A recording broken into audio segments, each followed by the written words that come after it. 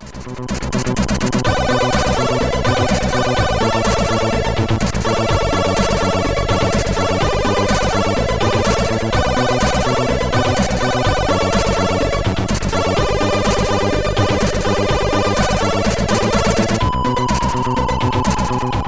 there once again, time for another review, and it's succinctly titled More Adventures of Big Mac the Mad Maintenance Man. Try saying that when you've had a few. Let's load it up and see what it's like. So here's the front cover of the game, and as you can see it says More Adventures of Big Mac the Mad Maintenance Man. This puzzles me a little bit because as far as I know this isn't a sequel to any other game. This is just a game on its own.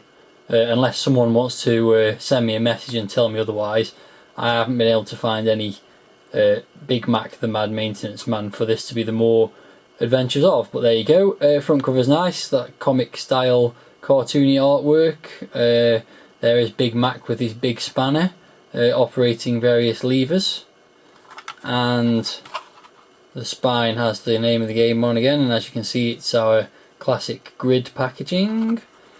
Loads of instructions on the back. Inside we've got screen displays, and as you can see it's a platform style game. Looks a little bit reminiscent of Manic Miner perhaps, although there's a bit more in the way of landscape I would say than Manic Miner, but there you go. And inside we've got the usual aim of the game. Various stuff that I can't be bothered to read, controls, and that's about it. Just the usual foreign language stuff, foreign language loading instructions. And there we go. Okay, so here's the title screen. The game, by the way, loaded very quickly. Probably only took a couple of minutes, which was nice. Nice enough title screen, not spectacular, but certainly colourful. It's got Mastertronic at the top there, and no mention of this being the further adventures of Big Mac, so I'm beginning to think that's just something Mastertronic added to the packaging. We'll just hang on a second, because what will happen in a moment is that the game will start previewing the levels. Here we go. So it shows you a preview of the sort of things you're going to be facing, which look quite complicated.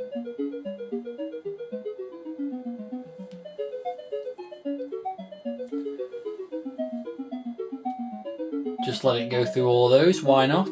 Because I probably won't get this far through them all. I've had a couple of goes already, as you'll see when the high score table pops up in a moment. There you go. And you can also see that Tony Kelly was the creator of the game. Tony did several Mastertronic games for Mr. Chip software. No mention of Mr. Chip at this point, but there you go. Maybe he did some stuff on his own beforehand. So let's get on with the game, and you can choose joystick or keyboard, 1 or 2 players. Happy with that.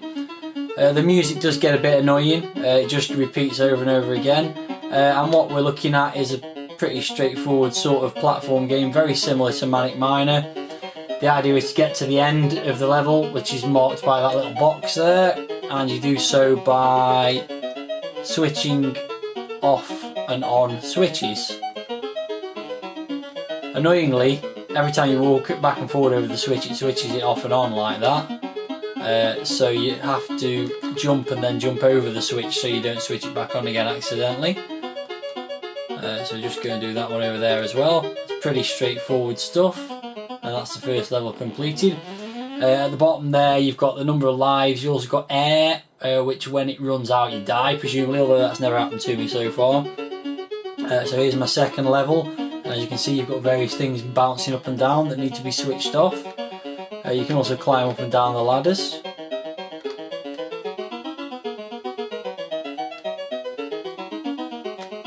So I'll go and switch these switches off. Obviously I have played this a couple of times already, so I know what I'm doing now. I assure you it wasn't quite so easy the first couple of times I was trying to do it. Oh, this happens a lot. Ooh.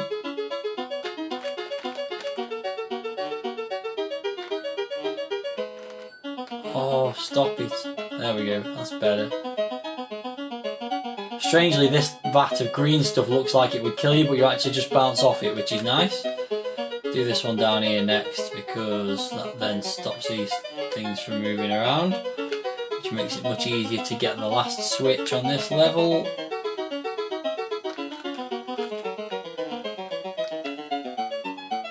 And all I've got to do is try and get over this blue switch. There we go, and up I go, and that's the end of that level. Done. As you can see, you get a bonus as well, which counts down, and that gets added to your score. And on we go to the next one. This one's interesting, as you'll see. The jumping's rather strange in that sometimes if you're at a standstill and you try and jump forwards, you have to press the button to jump and then move left or right in order to actually jump. But you can also do a running jump like that, so it does vary.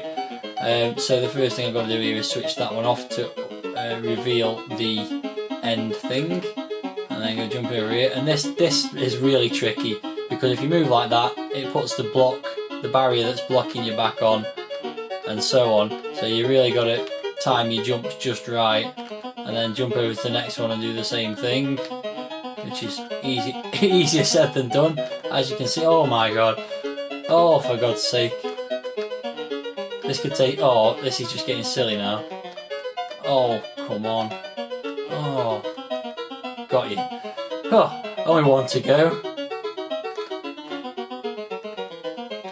That was easier, and away we go. So obviously the sounds are pretty basic, the music's alright but a bit grating, and the other sounds are just little plinky noises when you collect things and switch switches and so on. You do seem to get an extra life at the end of each level, by the way, which is nice, as long as you don't lose them all at the beginning.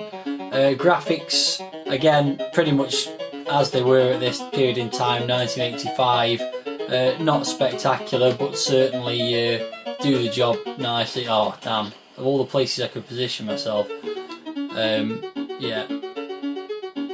So you know, the graphics, they do the job, but people hadn't really mastered the graphics at this point, and it was a case of just get something designed which did a nice job without being taking too long to do. So there's a lot of brown in this level in particular, which no doubt the Spectrum fans will be gloating about, because their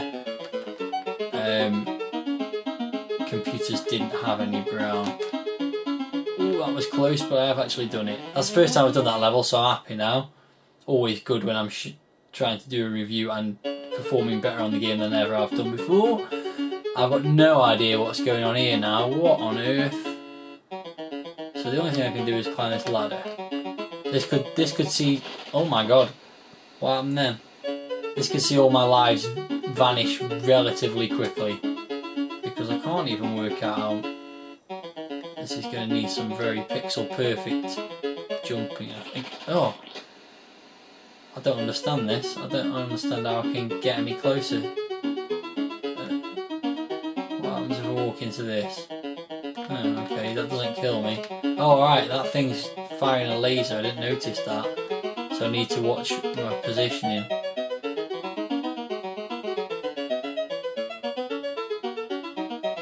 Right. Always helps if you pay attention to the level before it starts, although my air is running out somewhat already. Run, run, run, run. There we go. Oh no! Right, that's one lever down. What next? I've somehow got to get past this thing again now.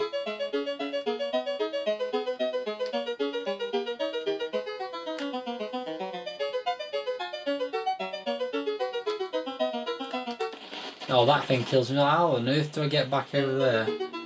Interesting. This review is turned into a bit crap now because I don't know what I'm doing. I will admit it. It's no longer the best review I've ever done.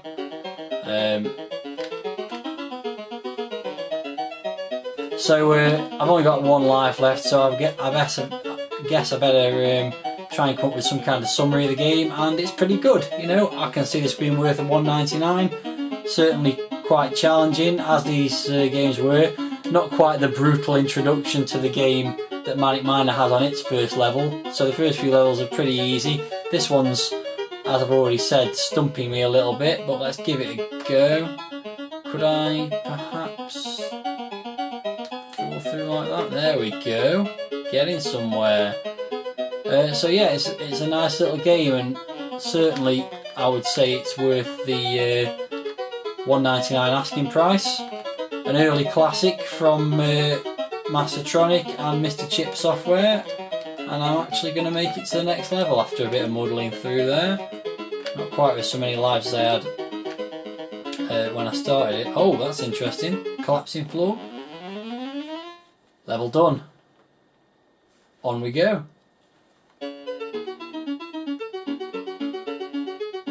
God almighty. Oh, interesting. More collapsing floor. Oh, yeah, I didn't see me lasting very long there. Oh, dearie me. This one's very purple. There's rather overuse of one colour. Oh, I thought I'd got that then. That's frustrating. Last life. It's almost over, folks.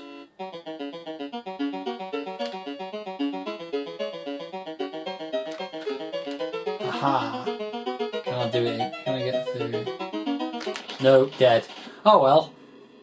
It was progress, and no doubt if I carried on playing, I'd make more progress. So, I've got a new top score. Maybe I will carry on playing, but I think you've probably seen enough. So, let's leave it there. As I said, nice game. No complaints about that at all. Good stuff.